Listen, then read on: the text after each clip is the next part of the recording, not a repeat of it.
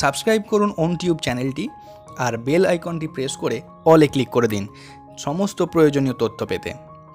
বন্ধুরা, যখন থেকে আমরা স্মার্টফোন ইউজ করছি আমাদের অনেক সমস্যারই সমাধান হয়ে গেছে, জীবন অনেক সরল হয়ে গেছে। কিন্তু ভেবে দেখেছেন কি হবে যদি কেউ আপনার এই মোবাইল হ্যাক করে নেয়? কি করে বুঝবেন আপনার এই মোবাইল হ্যাক হয়ে গেছে? যদি হ্যাক হয়েই থাকে তাহলে কি করবেন? কি করলে এই হ্যাকিং থেকে মুক্তি পাবেন? জানতে হলে ভিডিওটি অবশ্যই দেখতে থাকুন। আমি প্রীতম, আপনারা দেখছেন ওন টিউব। চলুন শুরু করা যাক আজকের ভিডিওটি।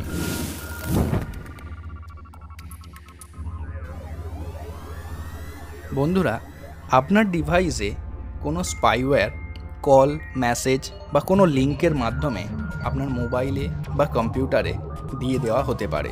তাহলেই আপনার মোবাইল বা কম্পিউটারটি হ্যাক হয়ে যাবে আর আপনার সমস্ত SMS, emails, WhatsApp, camera, contact list, password সমস্ত কিছু চলে যাবে হ্যাকারদের কাছে। মনে করুন আপনি আপনার বন্ধুর সঙ্গে একটা জরুরি পরামর্শ করছেন, আপনি মোবাইল ব্যবহারও করছেন না, কিন্তু যদি আপনার মোবাইল হ্যাক করা থাকে তাহলে আপনার সমস্ত কথাই হ্যাকারদের কাছে চলে যাবে। এমনই একটি স্পাইওয়্যারের নাম পেগাসাস। বন্ধুরা, মনে আছে 2021 সালের জুলাই মাস? এই স্পাইওয়্যারটি অর্থাৎ পেগাসাস ভাইরাস সমস্ত পৃথিবীর মানুষকে আতঙ্কগ্রস্ত করে তুলেছিল। সো বন্ধুরা, আজ আমি এমন 10টা টপিক বলবো যেটা আপনাদেরকে লক্ষ্য করতে হবে। এর মধ্যে যদি কোনোটিও আপনার মোবাইলে হয়ে থাকে তাহলে হয়তো আপনার মোবাইলটি হ্যাক করা হতে পারে। 1 নম্বর টপিক, যদি আপনার ফোনের ব্যাটারি তাড়াতাড়ি ডাউন হয়ে যায়। সাধারণত আমরা সারা দিনে 1 থেকে 2 বার মোবাইল চার্জ করেই থাকি, কিন্তু যদি ঘন্টা 2-এর ভেতরেই আপনার ব্যাটারি ডাউন হয়ে যায়, মানে যেটি নর্মাল নয়, তাহলে কিন্তু সমস্যা আছে।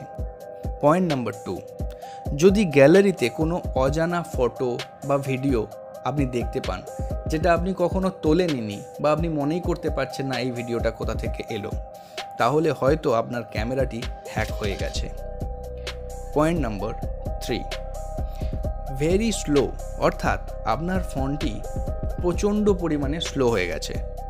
পুরনো হলে ঠিক আছে, কিন্তু 1-1.5 বছর যদি আপনি মোবাইল ইউজ করছেন সেই তুলনায় যদি প্রচণ্ড পরিমাণে আপনার ফোন স্লো চলে তাহলে বুঝতে হবে হয়তো হ্যাক হয়েছে।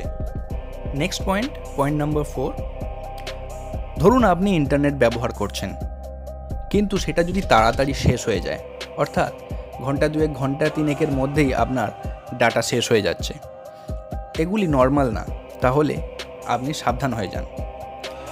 Next point number 5, unknown message বা কল, অর্থাৎ আপনি যে মেসেজটা করেননি সেটা আপনার ইনবক্সে দেখাচ্ছে, বা আপনি যে নাম্বারে কল করেননি সেই নাম্বারটা আপনার কল লিস্টে দেখাচ্ছে। এর মানে আপনার কলটি হ্যাক হয়ে গেছে। নেক্সট পয়েন্ট নাম্বার 6, যদি আপনার বিভিন্ন অ্যাপস খুলতে গিয়ে দেখছেন খুলছে না, এরর মেসেজ দেখাচ্ছে, বা অ্যাপসগুলো ঘেঁটে যাচ্ছে, অর্থাৎ যেটা নিচে ছিল ওপরে চলে আসছে, বা যেটা ওপরে ছিল নিচে চলে আসছে, তাহলে বুঝবেন আপনার মোবাইলটি হ্যাক হয়ে গেছে। নেক্সট পয়েন্ট নাম্বার 7, র্যান্ডামলি যদি আপনার ফোনে অ্যাডস আসতে থাকে, অর্থাৎ একটার পর একটা অ্যাড আসতেই চলেছে, এই সমস্ত সমস্যাগুলি কিন্তু হ্যাকিংয়ের মূল লক্ষণ।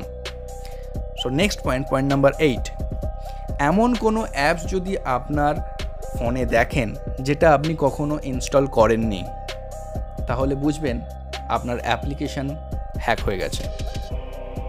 নেক্সট পয়েন্ট নাম্বার 9, আমরা যে ফ্ল্যাশ লাইট ইউজ করি, আমরা তো অনেক সময় অন্ধকার হয়ে গেলেও সেই ফ্ল্যাশ লাইটের টর্চ ইউজ করি, যদি সেই টর্চটি নিজে থেকেই জ্বলে ওঠে বা বন্ধ হয়ে যায় তাহলে সমস্যা আছে।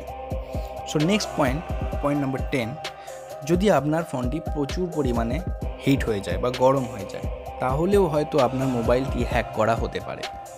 সো বন্ধু, এর মধ্যে অনেকগুলো জিনিসই কিন্তু আমাদের মোবাইলে কমন, অর্থাৎ ধরুন হিট হয়ে যাওয়া বা ব্যাটারি ডাউন হয়ে যাওয়া, এগুলি নর্মালি আমাদের হতে থাকে। কিন্তু যদি অ্যাবনর্মালি কিছু দেখেন, অর্থাৎ যেটা আনইউজুয়াল, হঠাৎ করে হয়ে যাচ্ছে, তাহলে বুঝবেন সমস্যা রয়েছে এবং আপনি সাবধান হয়ে যান। তো এই সমস্ত পেগাসাস বলুন বা বিভিন্ন স্পাইওয়্যার বলুন, এরা যদি একবার আপনার মোবাইলে প্রবেশ করে যায়, এর থেকে উপায় কী সেটাই আজকে আমি আপনাদের বলবো। তার জন্য একমাত্র বেস্ট উপায় হচ্ছে ফ্যাক্টরি রিসেট করা। অর্থাৎ আপনাকে আপনার মোবাইলটি ফ্যাক্টরি রিসেট করে নিতে হবে।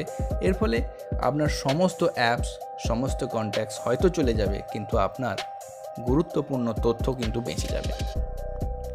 আরেকটি ভালো উপায় হচ্ছে আগে থাকতে সাবধান হয়ে যাওয়া।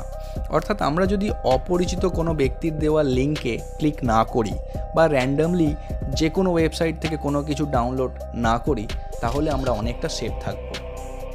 সো বন্ধুরা, নিজেকে সুরক্ষিত রাখতে এখনই সাবধান হন। আজকের ভিডিওটা এখানেই শেষ করছি।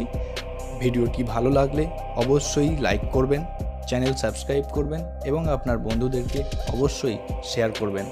দেখা হবে পরের ভিডিওতে আবার কোনো প্রয়োজনীয় তথ্য নিয়ে। ততদিনের জন্য বিদায় নিলাম।